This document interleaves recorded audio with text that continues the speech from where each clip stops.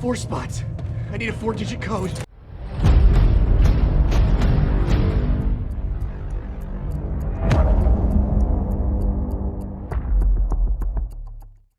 Zoe is in a college lecture hall. Her professor asks a question that she knows the answer to, but she is too shy to speak up. After class, her professor tells her that she needs to learn to speak up and challenges her to do something that scares her over Thanksgiving break. She goes back to her dorm room and refuses to join the dorm party. As her roommate leaves for Thanksgiving break the next morning, she finds a package for Zoe outside their room. Inside is a note from her professor and a black puzzle box. Jason is a hotshot stock trader, and he later receives a note from the client along with the same kind of black puzzle box Zoe received. Ben is a stock boy at a grocery store who is denied a promotion to cashier because his boss says it would be bad for business. The next morning, Ben arrives at work and finds a note from his boss and a black puzzle box on his workstation. Zoe, Jason, and Ben each manage to open their puzzle boxes. Zoe figures it out on her own. Jason uses a YouTube tutorial, and Ben stumbles across the solution by accident after trying to smash the box with a hammer. Inside is a card inviting them to Minnow's escape room, where the first person to escape the room will earn $10,000. Ben stands outside the Minnow's building smoking when Amanda arrives. She enters the lobby and checks in with the guard, who requires that she turn in her cell phone, so pictures of the room aren't posted online. As she walks to the elevator, the guard thanks her for her service and Amanda appear perturbed. Danny joins Amanda in the elevator. Amanda and Danny enter the waiting room where Jason, Zoe, and Mike are already waiting. Ben joins them and the group chats while waiting for the game to start. Danny reveals that he's been to over 90 escape rooms. Ben gets tired of waiting for the game to start and wants to go outside and smoke. When he tries to open the door, the handle breaks off in his hand, and Danny realizes that the game has started. Where the handle broke off is now an oven dial, and the group begins searching for clues. Amanda sees that all the magazines in the room were sent to a Dr. Wooten Yu. Mike flips through the books on the shelf and finds a screwdriver in a copy of Fahrenheit 451. Zoe turns the oven dial to 451 degrees and heating panels around the room turn on and begin heating the room. Amanda gets anxious and asks the person sitting behind a frosted glass window for a clue. Zoe realizes that the voice they keep hearing from behind the window is a recording. Jason picks up a snow globe with a sailboat inside off a shelf and looks disturbed before putting it back down. Ben takes a fire extinguisher off the wall, which turns on more heating panels. The fire extinguisher is fake, but Zoe pulls the pin out and finds a key to open the frosted glass window.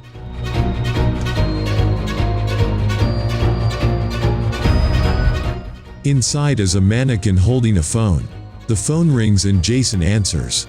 The voice tells them to follow the rules. When Jason hangs up the phone, more heating panels turn on. As the room gets hotter, Amanda panics. Zoe gets her a glass of water from the water cooler to calm her down. Zoe notices a sign on the wall that says to use the coasters. She presses down on one of the coasters on the coffee table, and a painting on the wall moves to reveal an air duct. Zoe figures out that all 6 of the coasters need to be pressed down to keep the painting from blocking the air duct.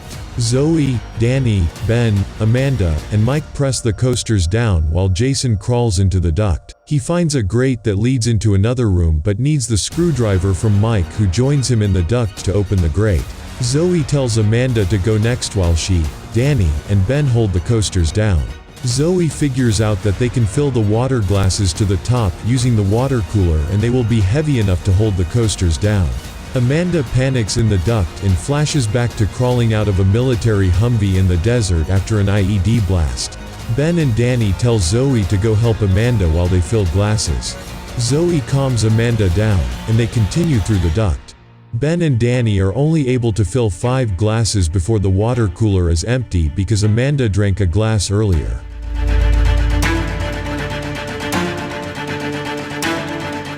Ben pulls out his flask and fills the 6th glass. Danny and Ben crawl through the duct as the room bursts into flames behind them and crawl up through the grate just before the fire blasts through the air duct. The group is now in a log cabin. Everyone thinks the game is real except for Danny, who whines that he's stuck playing with 5 boring people. Jason opens a lock on the front door with the key he used to open the frosted window in the waiting room, but there's another lock that requires 7 letters to open. Mike finds a quote on the wall that says, "You'll go down in history." Zoe starts naming US presidents with 7-letter last names, but none of them open the lock. Ben notices 9 antlers mounted on the wall, each with a letter below them. He flashes back to driving at night with his friends. They're all drunk and loudly singing Rudolph the Red-Nosed Reindeer when Ben crashes head-on into another car. Ben realizes that the letters under the antlers are the first letters of the names of Santa's reindeer. Ben tells them to try Rudolph and the lock opens.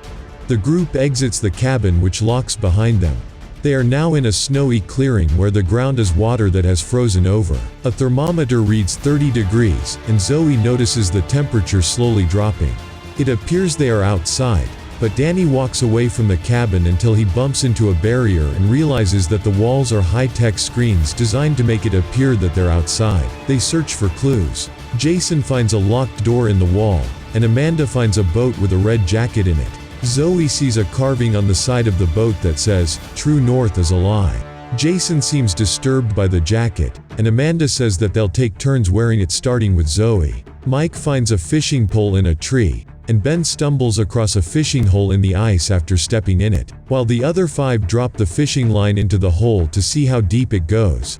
Zoe uses the compass to wander around. She notices the compass start to malfunction near a taxidermied polar bear and reaches into the bear's mouth to find a magnet. When she rejoins the group, Jason says that it's his turn to wear the jacket and takes it from her, while Mike attaches the magnet to the fishing line and drops it into the hole again. He pulls up a metal frame filled with a frozen solid block of ice with a key in the middle.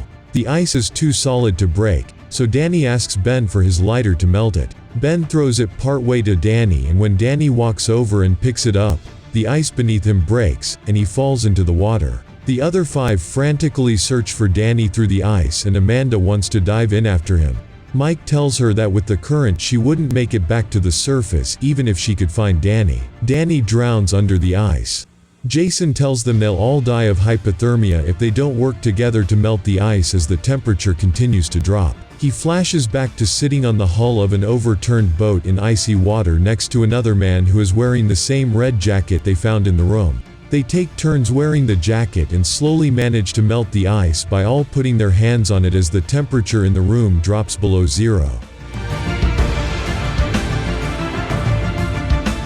Jason puts the key in the door, but it doesn't open. They see a door open on the other side of the room and run for it. The ice starts cracking beneath them as they run across the room, but they all make it. The next room is a bar with a pool table, but everything in the room is upside down and bolted to the ceiling, which is at least 20 feet up. Mike realizes that the 8 ball is the only ball missing from the pool table. A phone attached to the pool table starts to ring, and the receiver drops down far enough for them to answer it. The voice tells them to watch their steps, and a piece of the floor falls away to reveal a 15-story drop under the room. Everyone grabs onto the walls. Amanda climbs up behind the bar where she finds a safe that requires a 4-digit code. Zoe sees a sliding puzzle on the wall and climbs to it to start solving it while another part of the floor falls.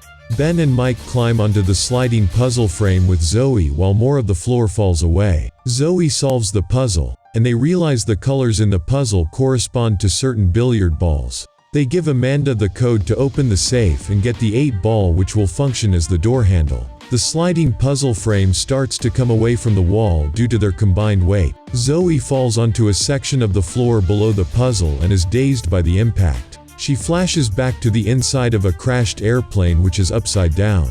She is looking up at her mom's dead body strapped into the seat.